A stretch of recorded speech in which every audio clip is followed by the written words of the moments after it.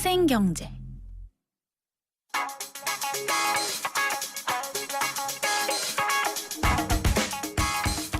안녕하세요. 멜로디 경제 대중음악 평론가 이대화입니다. 팝스타 테일러 스위프트가 자신의 이름을 딴 음란 사이트 도메인을 미리 사들이고 있다고 합니다. 빌보드에 따르면 테일러 스위프트의 홍보팀은 얼마 전 테일러 스위프트.porn, 테일러 스위프트.adult의 도메인을 구입했다고 하네요. 이유는 당연하겠죠. 자신의 이름을 딴 음란 사이트가 생겼다간 이미지에 타격을 입을 것이 뻔하기 때문입니다. 이 사이트들은 올해 6월에 상용화될 예정이었고, 그래서 테일러 측이 미리 조치를 취했다고 합니다. 이런 일은 유명인들 사이에서는 비일비재한데요. 심지어는 IT 회사인 마이크로소프트도 자사의 소프트웨어가 음란 사이트 이름으로 등장하자 비슷한 대응을 했다고 합니다. 마이크로소프트는 office.porn, office.adult 계정을 각각 $2,500에 사들였다고 하네요. 유명인과 유명 브랜드로 산다는 거 꼭 좋은 일만은 아닌 것 같습니다. 음악은 테일러 스위프트의 곡 듣겠습니다. Blank Space입니다.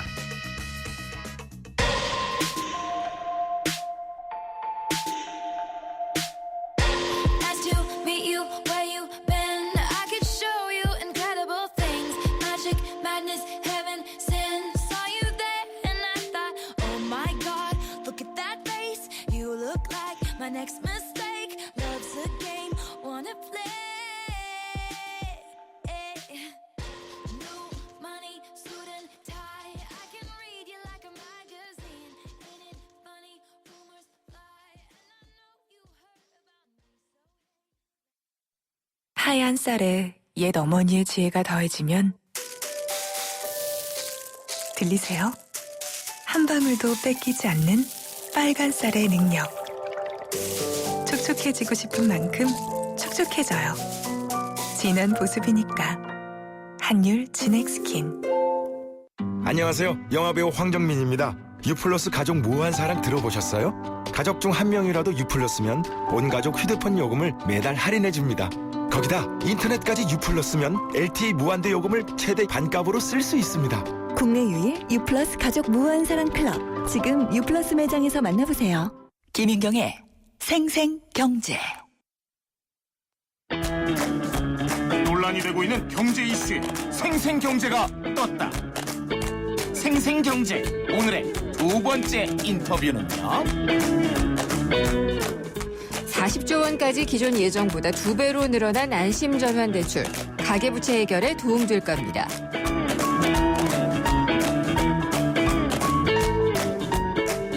세상의 베이스가 되다 포스코 협찬으로 생생경제 3부 함께하고 계십니다.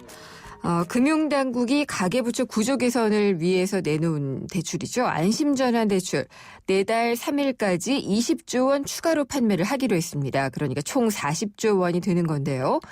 두 번째 판매하는 것은 기존과 같은 조건을 가진 분들을 대상으로 하되 집값이 낮은 대출을 우선적으로 바꿔주는 데 쓰기로 했습니다. 그래도 여전히 소외된 분들이 적지 않고요. 가계부채 문제 해결에는 또 얼마나 도움이 되겠느냐라는 의구심이 존재하고 있습니다.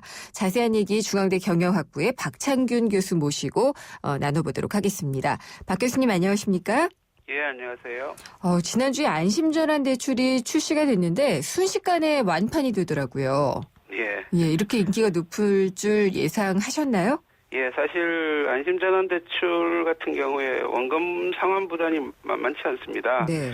그래서 아마 이 정도의 폭발적 반응을 예상한 사람은 뭐 시장에서나 정책 서클에서나 학계에서나 별로 없었던 것으로 저도 개인적으로 이렇게 폭발적인 반응을 보일지는 예상을 하지 못했습니다. 네. 그런데도 인기가 있었던 것은 수요가 그렇게 잠재가 돼 있었다는 얘기겠죠? 예. 네. 그래서 재원은 다 소진이 됐고요.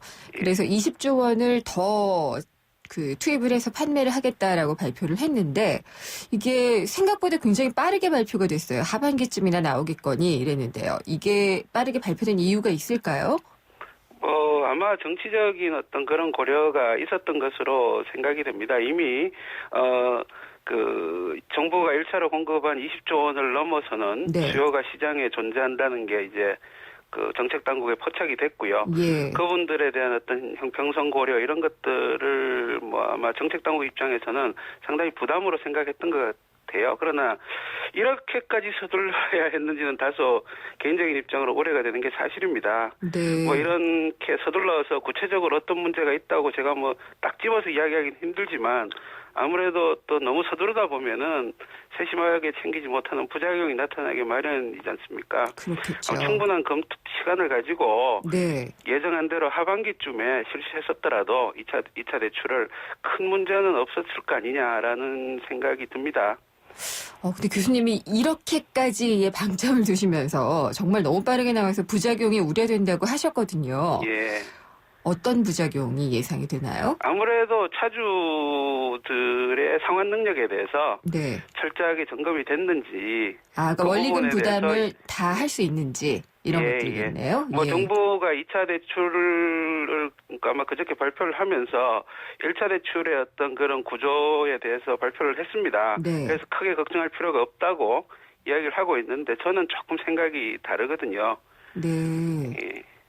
다르다면은 어떤 게 다르신 예, 뭐 거죠? 구체적으로 예. 뭐 정부 발표에 의하면 1차분 20조 원의 평균 LTV가 한 60% 정도, 네. DTI가 한 30% 정도로 기존 정책 모기지론인 보금자리론과 유사한 것으로 나타나서 건전성에 별 문제가 없다라고 이야기를 하시는데 사실은 이게 그 금융에서 위험 관리는 평균을 갖고 하는 게 아니거든요. 네. 그러니까 가장 문제가 되는 대출 10%가 과연 건전할 수 있겠느냐, 예. 이제 또는 20%가 과연 괜찮겠느냐, 이게 항상 문제가 될 수 있는 부분들에 포커스를 맞춰야 됩니다. 예. 근데 이제 규정상 LTV가 70%, DTI가 60%이면 일단 전환 대출의 대상이 됩니다. 네. 그 이분들이 얼마나 과연 들어있느냐, 초기 20조에, 1차 20조 원에, 네. 그 부분에 대한 통계는 없어요. 이런 통계들을 예. 좀 보고 난 다음에 아마 평가를 하는 게 정확한 평가인 것 같습니다. 정부에서 이야기한 단순한 평균만 갖고는 이야기가 하기가 힘듭니다. 예를 들어서 내가 100원을 꿔줬는데 50원을 떼이는 일은 거의 없거든요. 네.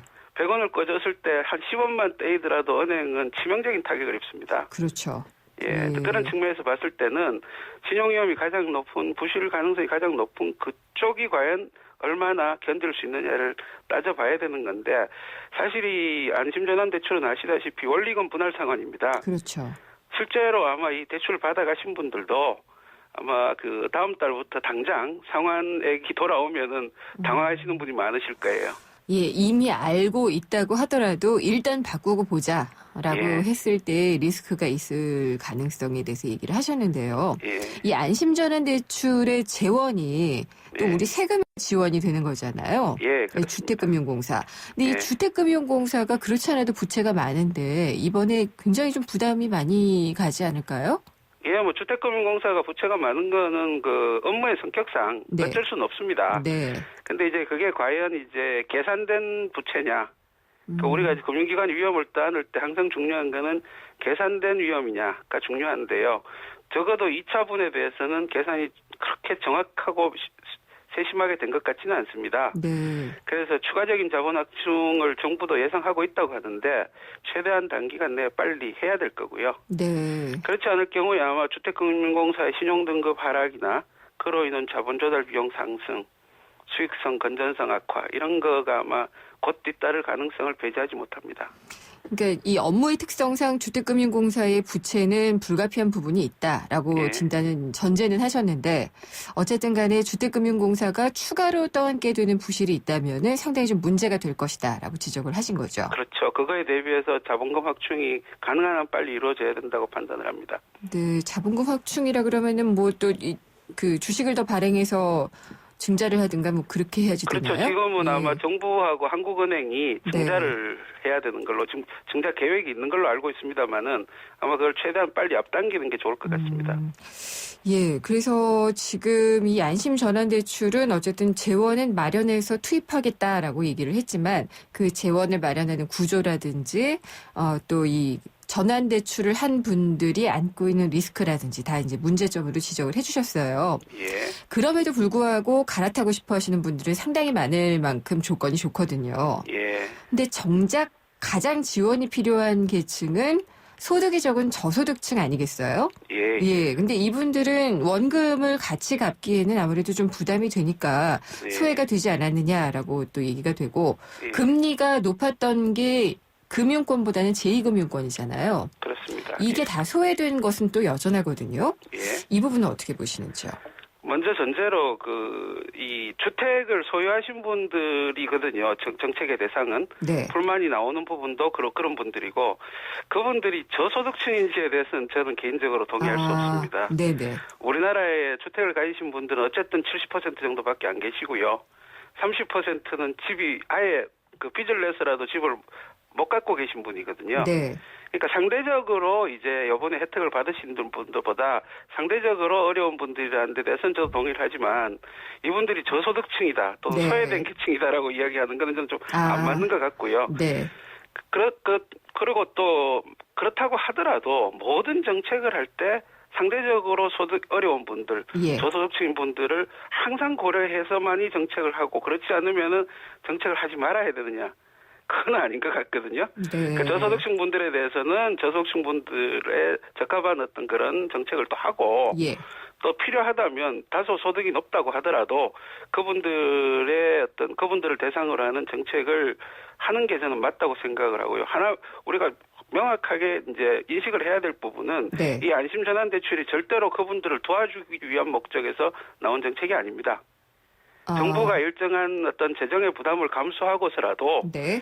이게 가계부채가 망가지게 되면 경제 전체, 금융 시스템 물론이고 경제 전체가 망가지게 되니까 그건 국민 전체의 부담이거든요. 그렇죠. 그 가계부채 구조의 어떤 건실화를 위해서 일정 부분 이제 부담을 감수하고 하는 정책이지 그렇게 하다 보니까 결과적으로 이제 상환 능력이 상대적으로 좋은 분들을 대상으로 이제 안심전환 대출을 이제 드리게 된 거죠. 네. 그러니까 결과적으로 그분들이 수혜를 입은 건 사실이지만 그분들한테 혜택을 주기 위해서 이 정책을 실시한 거라고 생각하면 저는 곤란하다고 생각해요. 그러니까 저소득층을 소외시킨 정책은 아니다. 예, 예. 일단 타겟층이 상환 능력이 가능하고 어느 예. 정도 좀 능력이 되는 사람들을 위주로 한 것은 맞고. 예, 예. 그럼 교수님은 이 안심 전환 대출이요. 예. 우리나라 가계부채 전체 해소에는 도움이 분명히 된다라고 보시나요? 저는 그렇다고 봅니다. 네. 그동안에 국내에서 여러 번 이제 지적이 됐던 부분이 우리나라 가계부채에서 가장 그 취약한 고리가 어디냐. 예. 주택담보대출이 일시상환대출이라는 게 시간이 지나도 빚이 줄지를 않아요. 그렇죠. 이자만 계속 갚는 부분이 있거든요. 네. 그런데 그런 분들 중에 상당 부분이 이번에 이제 원금을 같이 갚는 대출로 바꿨기 때문에 네.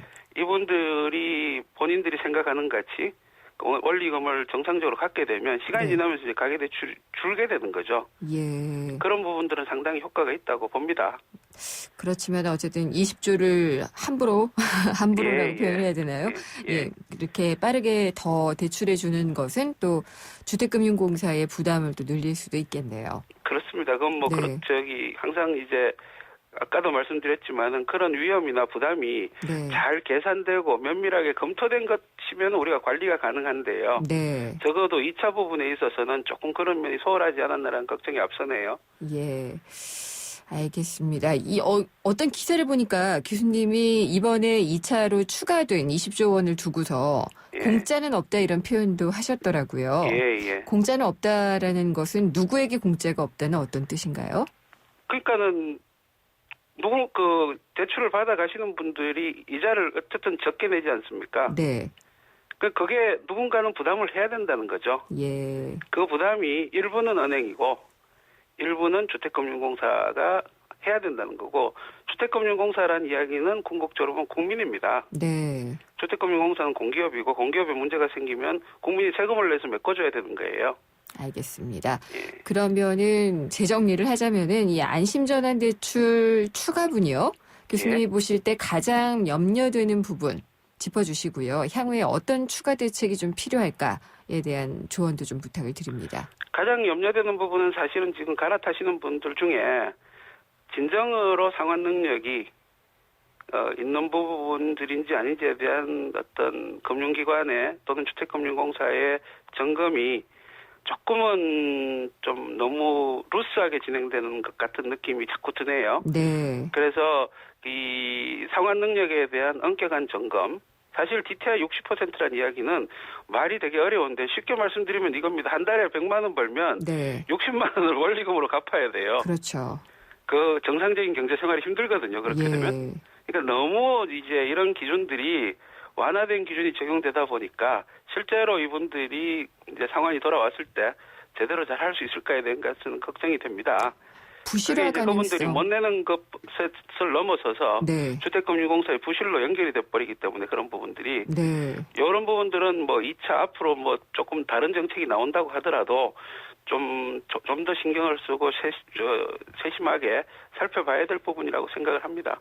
긍정적인 측면을 보면은 아까도 말씀하셨지만은 가계부채의 총량이 좀 줄어들 수가 있을 것 같아요. 원금도 갚아 나가니까요. 장기적으로는 그렇죠. 예. 근데 지금 어쨌든 이런 안심전환대출도 있고 금리 네. 낮고 여러 가지 자유로워졌거든요. 규제에서. 그래서 예. 정말 내 집 사자, 빚내서 집 사자라는 분들이 조금씩 생겨나고도 있는 것 같은데 예. 그러면은 가계부채 문제는 정말 또 해결이 요원해지지 않을까 싶거든요. 가계부채 자체가 문제가 되는 것은 아닙니다. 네. 갚을 능력이 있으면 가계부채는 경제 이론에서는 좋은 거거든요. 소득도 같이 좀 늘어나야 예, 되잖아요. 갚을 능력이 있는지 없는지를 따지는 제일 좋은 방법 중에 하나가요. 예.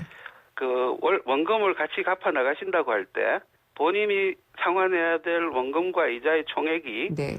본인의 소득의 30%를 넘지 않으면 네. 일반적으로 그 정도는 가계가 감내할 수 있다고 봅니다. 예. 그런 분들은 본인의 주거가 필요하시면 지금이라도 집을 사시는 거죠. 알겠습니다. 예. 30%를 넘어가면은 부담스러워지기 시작한다는 지적이네요. 그렇죠. 예. 오늘 말씀 잘 들었습니다. 감사합니다. 예. 중앙대학교 경영학부의 박창균 교수였습니다. 쉐보레 4주년 기념 빅4 업그레이드 프로그램. 인기 모델 구입하고 추가 비용 없이 업그레이드 받으세요. 크루즈 구매 시 트림 업그레이드, 캡티바는 프리미엄 팩으로, 말리부는 디럭스 팩으로, 올란도는 DMB 내비게이션을. 놓치기엔 너무 빅한 혜택. 3월 한 달간 일부 모델 제외 홈페이지 참조. Chevrolet, find new roads. 거울아 거울아 누가 이 세상에서 가장 이쁘니? 2588 홍대동 김수미. 나? 아니 나는 전화를 더 잘 받잖아. 나 경력자야. 미스 할매도 좋지만 대리운전 고객님 전화 받는 게 더 좋아. 잘생겼다 잘생겼어. 2588 2588 옷보다 2588. 피자 가격이냐 맛이냐 그것이 문제로다. 광수씨, 피자헛에선 둘 다 포기하지 마세요. 크랩 시림프, 포테이토 소시지, 치즈, 갈릭 불고기. 5천만이 사랑하는 토핑만 올려 더 맛있는 피자. 두 판 주문 시 한 판 9,900원. 피자헛. 네, 생생경제 3부는 여기까지고요. 잠시 후 4부에서는 경제뉴스 뒤집기와 생생로펌이 준비가 되어 있습니다. 경제뉴스 뒤집기에서는 저도 참 헷갈립니다.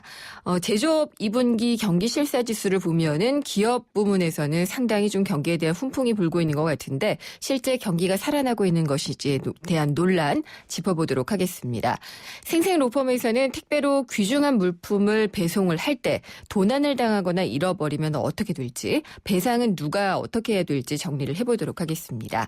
궁금한 점이나 의견 있으면 문자 보내주세요. 짧은 문자는 50원, 긴 문자는 100원이 부과되는 휴대전화 우물정의 0945번, 또 YTN 라디오 애플리케이션 예스나 웹사이트 김은경의 생생경제 게시판에 남겨주시면 됩니다. 잠시 후 4부에서 뵙겠습니다. 경제를 위한 바른 시각, 본질에 다가가는 심층 분석, 가치를 추구하는 정확한 해석. YTN 라디오 김윤경의 생생경제. 친절한 경제. 오늘의 경제 키워드. 안녕하세요. 경향신문 조미덕 기자입니다. 오늘의 키워드는 돈맥경화입니다. 돈맥경화는 한국에서 돈이 시중에 돌지 않는 현상을 동맥이 막혀 피가 돌지 않는 동맥경화에 비유해서 표현한 겁니다. 돈이라는 피를 아무리 공급해도 경제 전체의 흐름이 막혀 있는 거죠. 원래 중앙은행이 금리를 낮추고 정부가 예산을 풀면 시중에 돈이 많이 돌면서 기업이 새롭게 투자를 하고 가게가 소비를 늘리면서 경기가 살아나야 합니다. 하지만 경제가 살아나리란 기대감이 낮다면 한국처럼 기업이 금고에 돈을 모아두고 투자를 하지 않죠. 가게는 돈이 생기는 대로 빚을 갚거나 전세금을 올려주기 위해 저축하고 아이들 사교육비에 써야 하고요. 전문가들은 돈맥경화 현상을 풀려면 돈을 무조건 많이 풀기보다는 돈이 시장에 돌 수 있는 환경을 먼저 만들어줘야 한다고 강조하고 있습니다.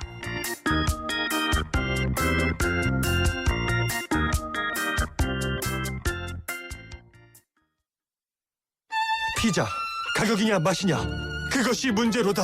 광수 씨, 피자헛에선 둘 다 포기하지 마세요.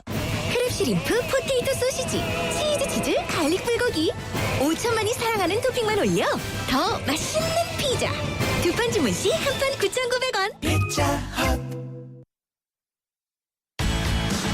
이건 왜? 뉴스에선 볼 수 없었던 뉴스 속 스토리. 경제 뉴스 뒤집기 한판. 모든 사람이 꿈꾸는 내일 롯데건설 협찬으로 김윤경의 생생경제 4부 시작하겠습니다. 경제 뉴스를 좀 더 넓고 깊게 살펴보는 시간이죠. 경제 뉴스 뒤집기. 오늘은 한국경제신문의 허원순 논설위원과 함께하겠습니다. 위원님 안녕하십니까? 네, 안녕하십니까? 경기가 좀 살아날 수도 있을 것 같다라고 지난 시간에 얘기해봤잖아요. 예. 신삼저 얘기도 했었는데 제조업 2분기 BSI 경기 실사 지수가 나왔는데 이게 상당히 좀 제조업이 좋아지는 모습을 보여준다는 해석이 많네요. 예. 지난주에 상당히 사실은 조심스럽습니다. 지난주에도 조심스럽다는 얘기를 우리 나눴고요. 네.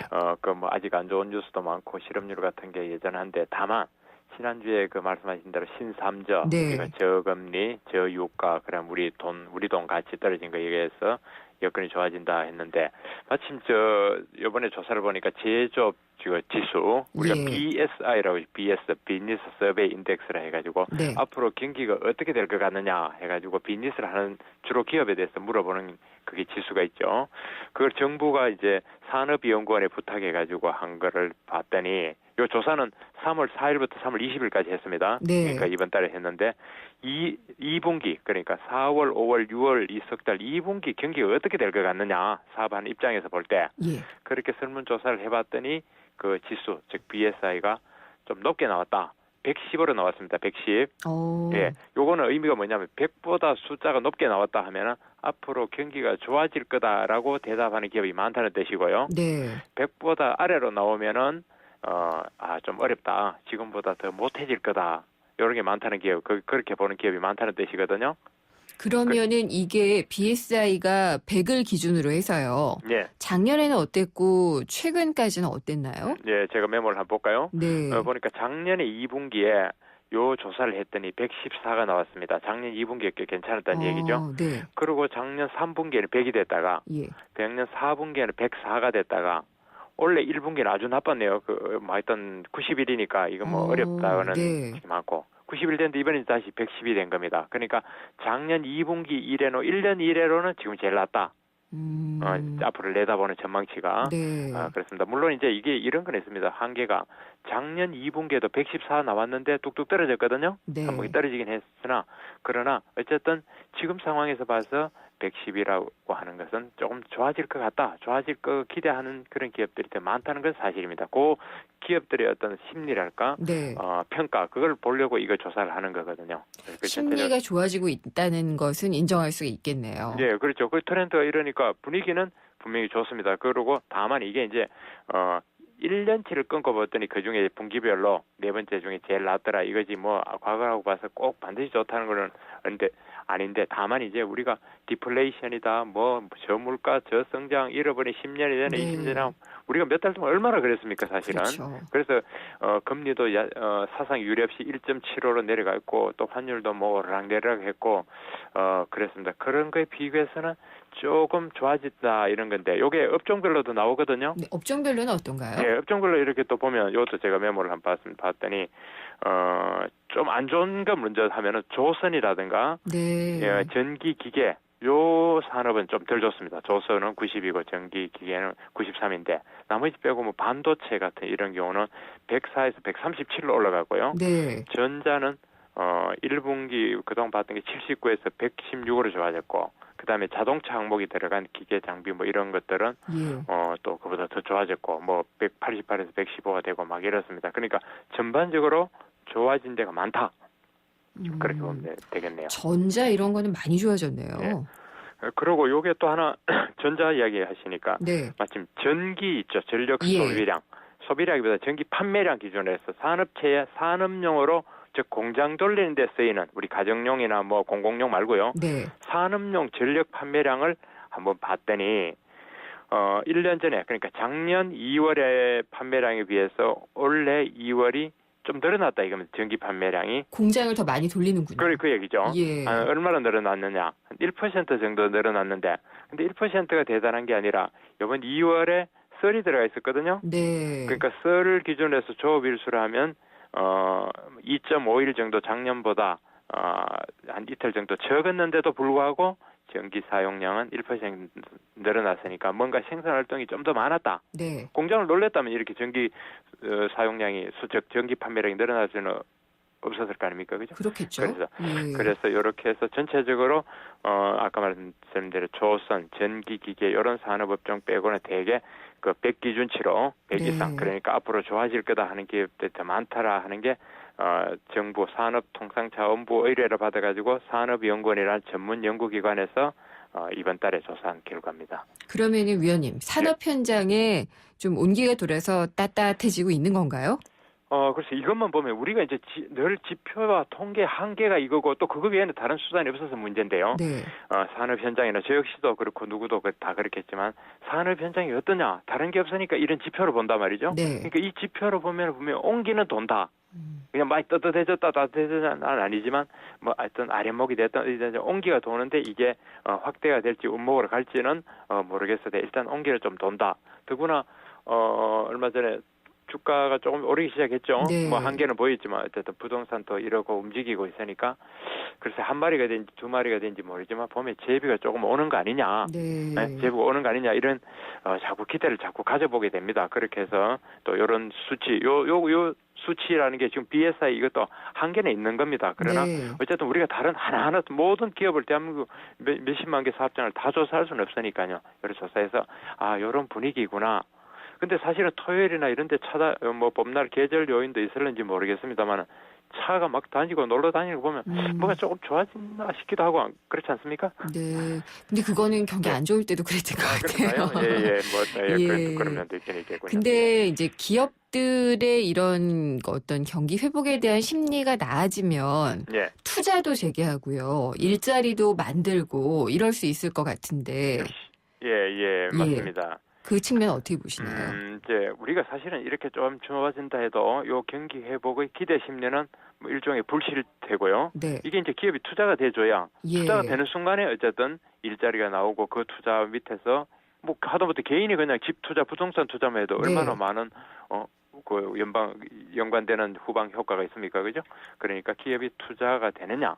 그다음에 우리 소비 확대로 되느냐. 이게 저는 핵심이라고 봅니다. 그래서 다만 요 경기 회복의 기대감이 있어야 돈도 좀 쓸 건 쓰고 또 들어오는 수입도 늘어서 쓰고 그럼으로써 모두가 좋아지는 거니까 선순환 구조로 들어가니까 하여튼 핵심은 이 소비와 투자로 이어지느냐 하는 건데 그래서 뭐 정부가 뭐 욕 걷어 먹으면서까지도 안심 대출을 해가지고 자꾸 금리를 낮춰주게 한다든지 그다음에 뭐 기업 투자를 유인하는 여러 가지 대책 내는 것도 결국 그런 거 아니겠나 싶습니다만 이제 그건 지켜봐야겠죠. 일본 같은 경우에는 지금 엔저를 가게 유도했던 아베노믹스 덕택이라는 분석이 많은데 채용이 많이 늘어나고 있다고 하거든요. 그럼요. 일본은 아베노믹스 지금 현 상황에서는 어떻게 보면은 성공했다는 그런 성과도 많이 나오고 있죠. 그리고 일본 기업들 저도 그 외신을 봤는데 일본 기업들이 하여튼 채용을 많이 늘린다 해서 그리고 또 토요타 같은 데는 임금도 올려준다고 해가지고 최저임금이 우리로 치면 몇만 원 안 됩니다만 어쨌든 4만 원인가 올려줬다 해서 아주 일본 열도가 떠들썩했고 채용이 분명히 늘어나고 그게 이제 선순환 그렇게 효과가 나타나는 거죠. 분명히 채용이 늘어난다는 게 나왔습니다. 물론 이제 우리 현실하고 보면은 우리는 뭐 혹시 오늘 습관신문 보셨는 분들 그 내용 보셨나 모르겠습니다만 하여튼 20대 실업자가 지금 2001년 이래 최고치다. 특히 더구나 취업에 한번 경험이 있던 20대 실업자 이러니까 이게 참 심각한 문제거든요.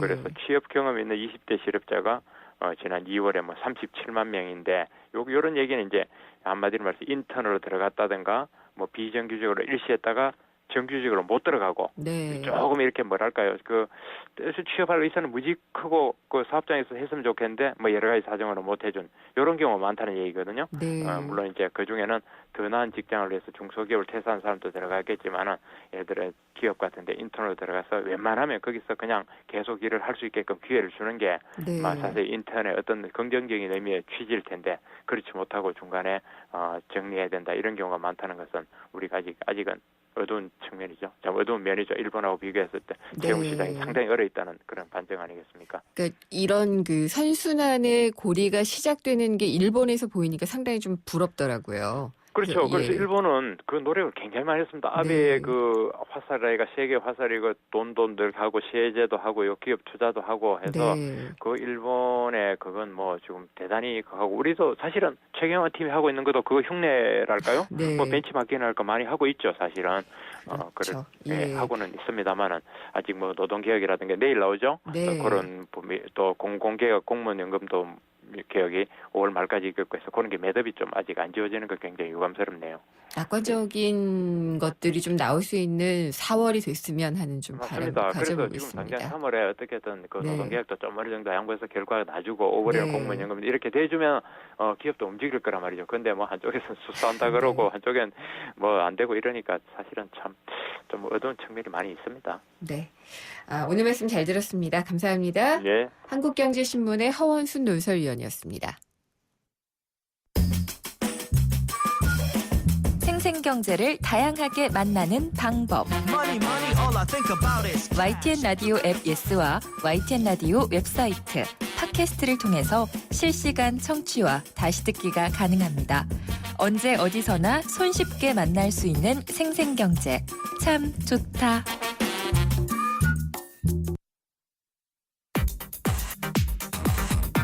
모르면 당하는 경제 법률. 생생로펌. 네, 생생 로펌 시간입니다.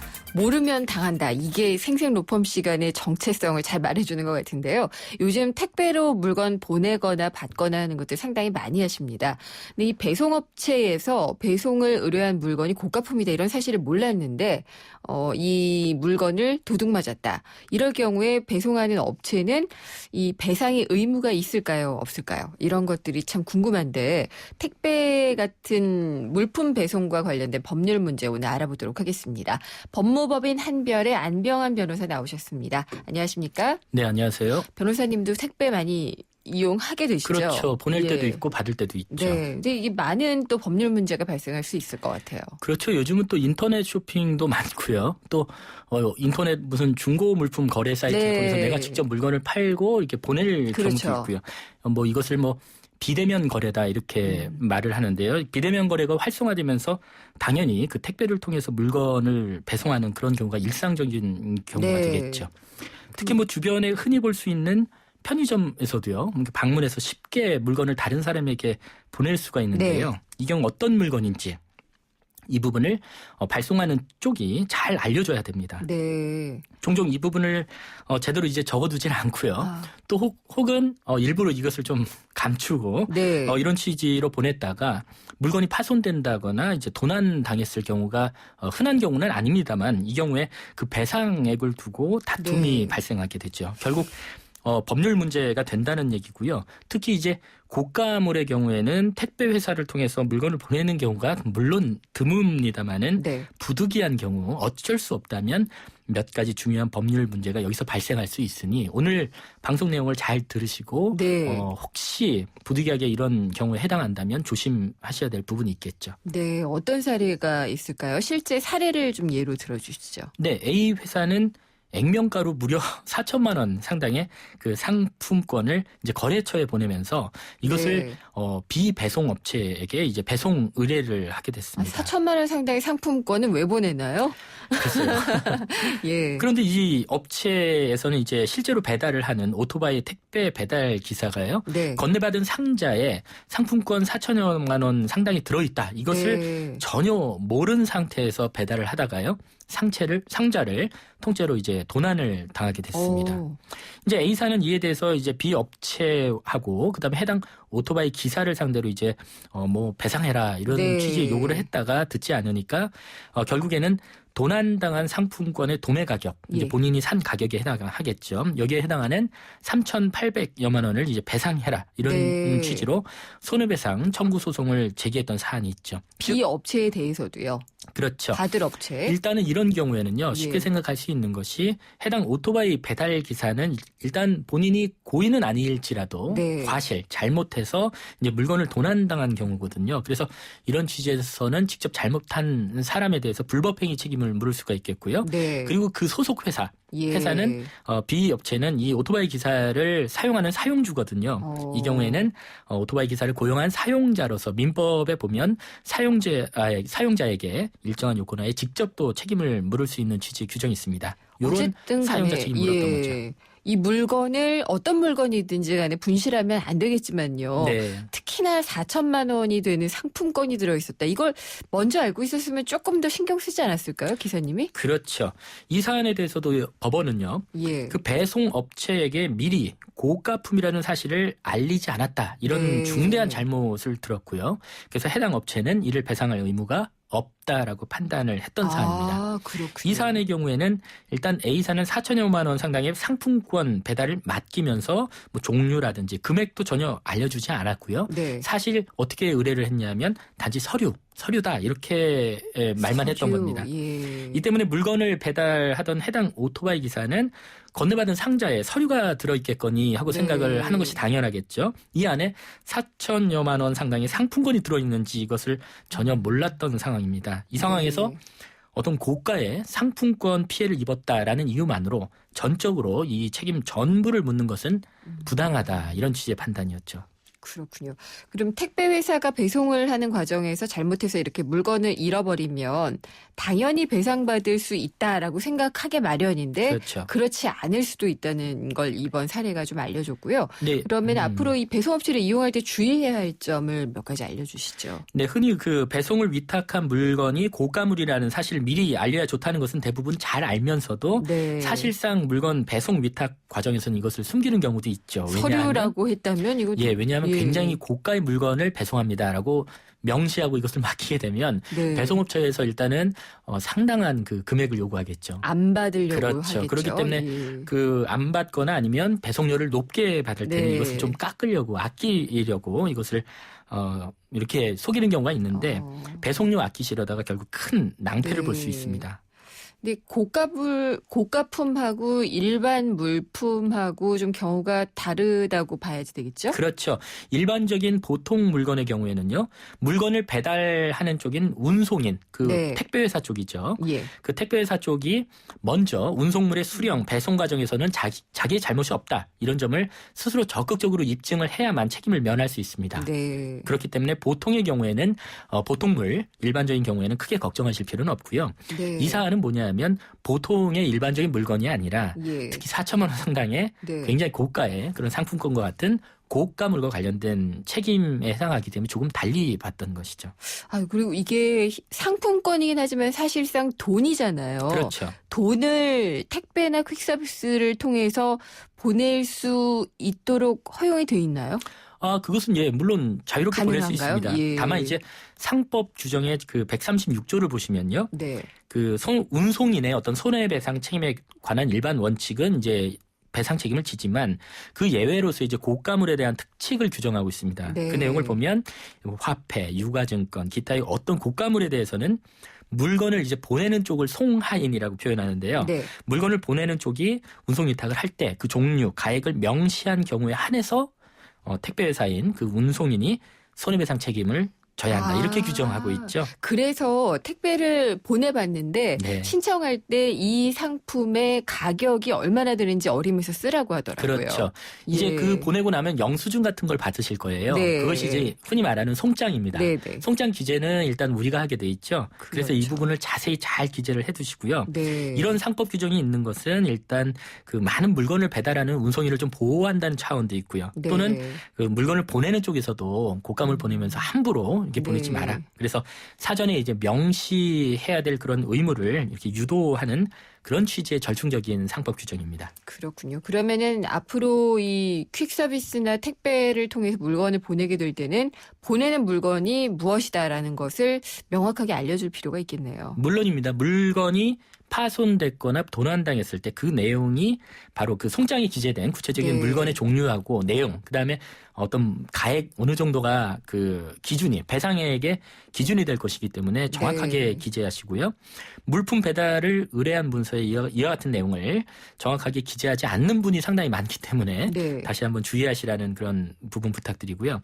특히 부득이하게 만약에 택배 업체를 통해서 고가물을 배달하는 경우는 흔하지는 않습니다만은 네. 꼭 해야 될 경우라면 배달한 물품이 뭐다 이런 것들을 자세히 해서 증거를 남겨두셔야 됩니다. 만약에 이걸 예. 명시하지 않으면 이것을 전혀 모르는 운송인에 대해서 나중에 네. 도난이나 훼손에 대해서 책임을 직접적으로 묻기는 상당히 어렵다. 이런 취지의 내용이 되겠죠. 혹시 안 변호사님이 이 사건 관련해서 맡으셨나요? 아니면은 그냥 예로 들어주신 건가요? 제가 직접 맡았던 사건은 아니고요. 네. 이제 과거에 있었던 법원의 실제 사례를 네. 제가 어느 정도 설명하기 쉽게 편집해서 이렇게 말씀을 드린 거고요. 그렇군요. 요즘은 편의점 통해서 직접 제가 물건을 네. 보내기도 하거든요. 뭐 중고 어떤 예. 사이트라든지 이런 데서 물건을 매매하면서 그럴 때 이제 제가 운송비 조금 아끼려고 조금 고가의 어떤 물건이 들어있는데도 네. 그냥 뭐 장난감이에요. 뭐 이렇게 써버리면 네. 이게 나중에 큰 낭패를 볼 수 있다 이런 취지입니다. 그렇군요. 근데 4천만 원 상당의 상품권이다 그러면은 꽤 묵직하겠구나 이런 생각이 들어서 예. 알아보셨나라는 생각이 좀 들었고 상품권이라고 하더라도 그러니까 현금 등가에 이런 거를 보내는 것은 자체는 문제는 없군요. 네, 그렇습니다. 네. 근데 그게 이제 불법 거래가 될 조장할 가능성은 있잖아요. 그렇지만 예. 그 물건, 예를 들어서 돈을 보내거나 이런 부분이 네. 흔하진 않죠. 돈을 뭐 택배로 보낸다는 건 좀 거의 이상하죠. 돈이라서요. 그렇죠. 예. 근데 상품권은 또 현금과는 다른 또 뭐 유가증권이었고 이 경우에는 뭐 급하게 거래처에다가 보내는데 네. 쉽게 생각했던 것이 뭐 오토바이 퀵 서비스나 이런 부분이 아니었나 싶어요. 근데 네. 뭐 일이 잘못되려면 보통 일어나지 않는 일들이 있죠. 이 경우에는 택배회사의 경우에는 전혀 모르면서 네. 나중에 물어달라니까 답답했을 것이고 그렇죠. 또 실제로 잃어버린 회사 쪽에서는 네. 아까 도매 가격으로 구입한 예. 부분도 입증했다는 것이 구입한 영수증이나 이런 게 명확하게 있었기 때문이겠죠. 그래서 알겠습니다. 상호 좀 조심해야 될 부분입니다. 네, 오늘 말씀 잘 들었습니다. 감사합니다. 네, 감사합니다. 법무법인 한별의 안병환 변호사였습니다. 1, 10, 100, 1000, 만, 10만, 100만, 1000만, 억, 10억, 100억, 1000억, 조, 10조, 100조. 무려 100조? 구글, 애플, 페이스북 같은 시가총액 100조 이상 기업들만 선별한 대신 100조 클럽 ELS. 대신이니까 ELS도 크게 드립니다. 대신증권 100조 클럽 ELS. 투자 전 설명을 청취하시고 원금 손실에 유의하세요. 우리 같이 놀아요. 힘을 끼며 공을 차며 놀아요. 마음껏 뛰어요. 신나게 소리쳐.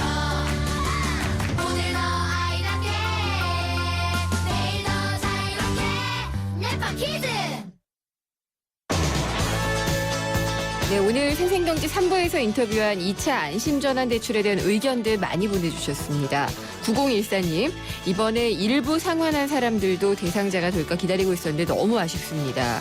어렵게 모아서 원금 상환한 보람이 없습니다라고 하셨는데요. 그렇죠, 약간. 7215님, 가계부채를 완화할 수 있다는 면에서는 괜찮은 정책 같습니다. 다만 근본적인 대책이 장기적인 안목에서 필요할 것 같습니다.